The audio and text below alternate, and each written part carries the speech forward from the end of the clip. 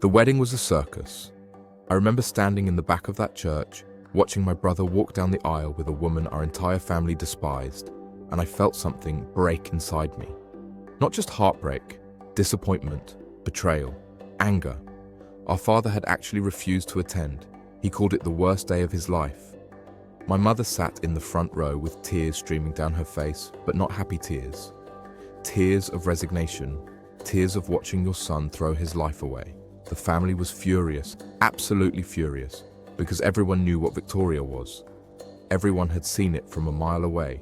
She was a gold digger of the highest order. She had targeted my brother methodically, deliberately, and he had fallen for it completely.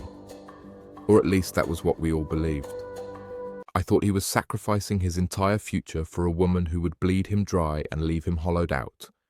I thought I was watching my brother make the single worst decision of his life in real time, in front of 300 people, in front of God, in front of our entire family. My cousin stood next to him as best man, and I remember thinking how ironic that was, how perfect the timing was, because my cousin was exactly the kind of person who would take advantage of my brother's emotional devastation. My cousin was exactly the kind of person who would use this marriage as an opportunity to seize control of the family business. And I was right about that. Partially. But I had missed one crucial detail. One detail that would change everything about how I understood what was happening. 3 days after the wedding, my brother appeared at my apartment. He looked exhausted, like someone who had been holding his breath for weeks and had finally been allowed to exhale. He was carrying a sealed envelope. He told me to sit down. He told me that what I was about to read would violate every instinct I had about him, about the wedding, about Victoria, and about our entire family. He told me that I was bound by law not to discuss this with anyone.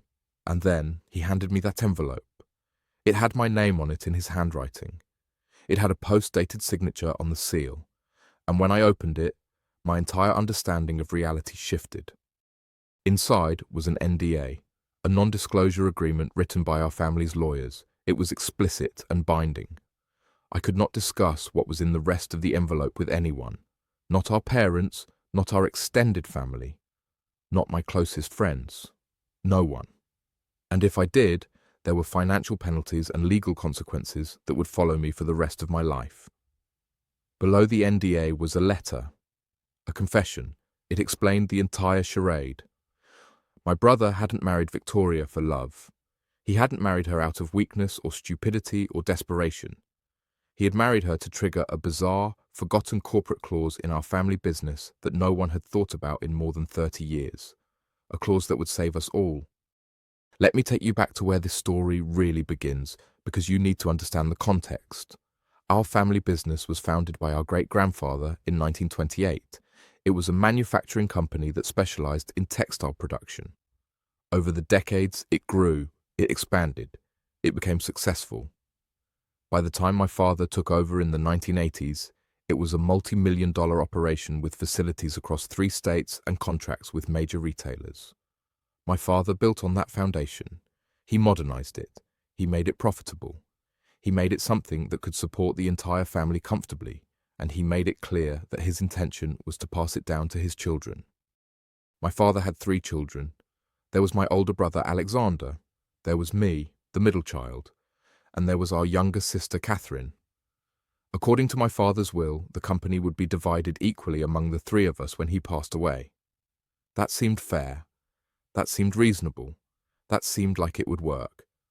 But life is rarely that simple. And family dynamics are even more complicated than life itself.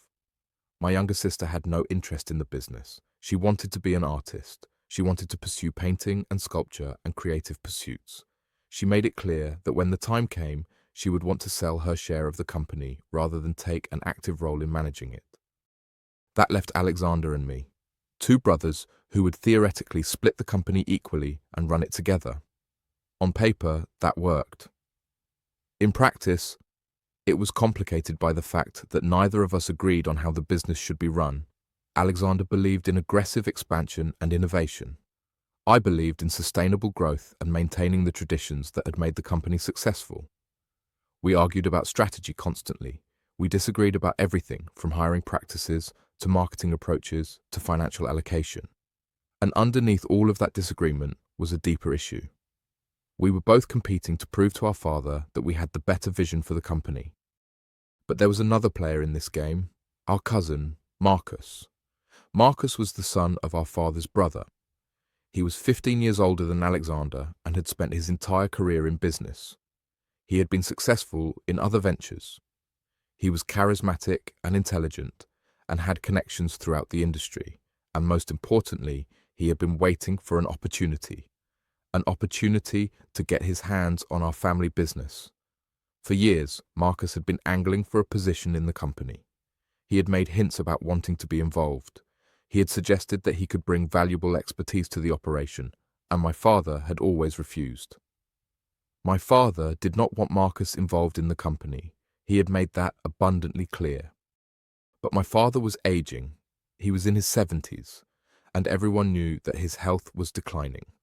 It was only a matter of time before he passed away, and the business had to transition to the next generation. And when that happened, Marcus saw an opportunity. If the company was divided among 3 heirs who had conflicting visions and competing interests, the company would be vulnerable. It would be susceptible to being taken over or restructured or sold or dismantled. And Marcus was positioning himself to be the person who would take advantage of that vulnerability. Here is where the story gets more complex.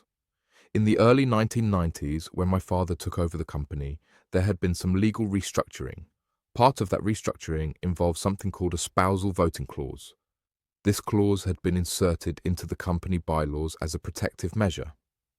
What it stated was that if any of the 3 primary heirs married someone from outside the family, that spouse would automatically receive a voting share in the company equivalent to their partner's share. The purpose of this clause was to protect family unity and prevent external manipulation. The idea was that if you married someone, they had a stake in the company and therefore a reason to care about its success. This clause had been sitting dormant for decades. No one really thought about it anymore. It was an artifact of an older era of corporate governance. But it was still there in the bylaws. It was still technically in effect. And most importantly, it was still binding.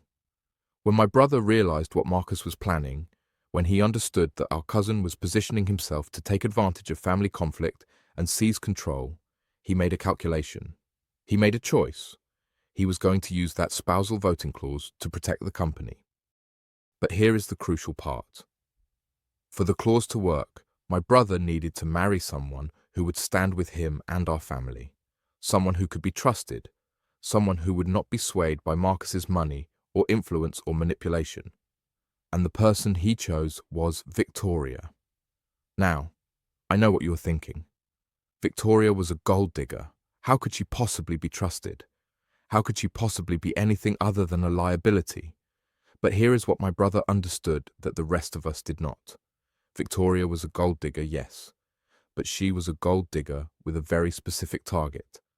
She wanted money. She wanted security. She wanted the comfortable life that came with marrying into a wealthy family. She did not care about control of the company. She did not care about family politics. She did not care about any of that. She just wanted the financial security that came with being married to a successful businessman. My brother made her an offer. He would marry her. He would give her the lifestyle she wanted.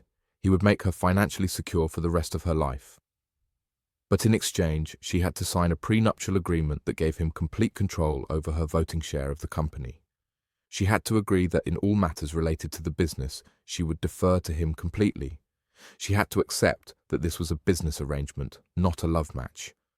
And she had to understand that if she ever betrayed the arrangement or tried to claim control of the company or caused problems for the family, the prenuptial agreement would leave her with almost nothing. Victoria signed. Because for someone like Victoria, a guaranteed comfortable life, even in a loveless marriage, was better than the uncertainty of continuing to pursue wealthy men who might abandon her or cheat on her or treat her poorly. She was trading the possibility of romantic love for the certainty of financial security, and my brother was trading his personal happiness for the security of the family business. It was a transaction, cold and calculated and entirely transactional. But it worked.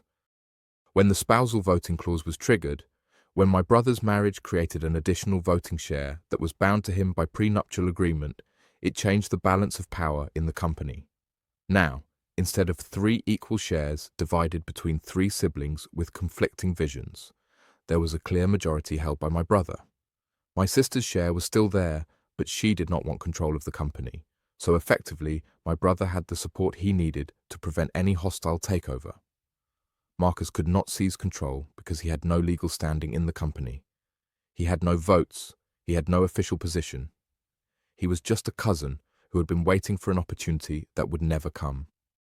When my father eventually passed away, the company transitioned smoothly to my brother's leadership. He did not have to fight with me about strategy.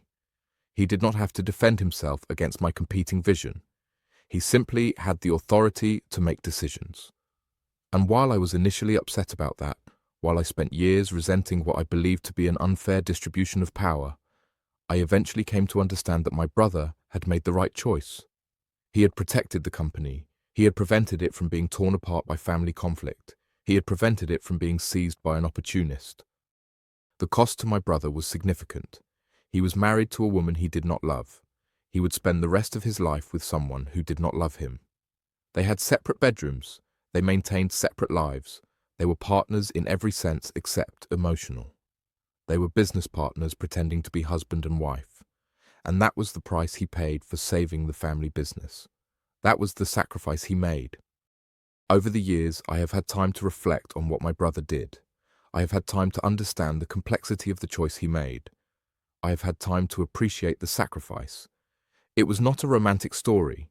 It was not a story about love or devotion or passion. It was a story about pragmatism. It was a story about someone being willing to give up his own happiness for the sake of the family. It was a story about sacrifice, about difficult choices, about the reality that sometimes love has to take a backseat to necessity. Victoria adapted to her new life. She became a socialite. She attended charity events. She maintained the appearance of being a loving wife. She was publicly gracious and privately pragmatic. She understood what she had signed up for, and she fulfilled her end of the bargain.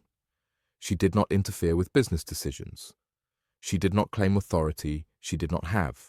She simply accepted her role as the wife of the company's leader and allowed my brother to do what he needed to do.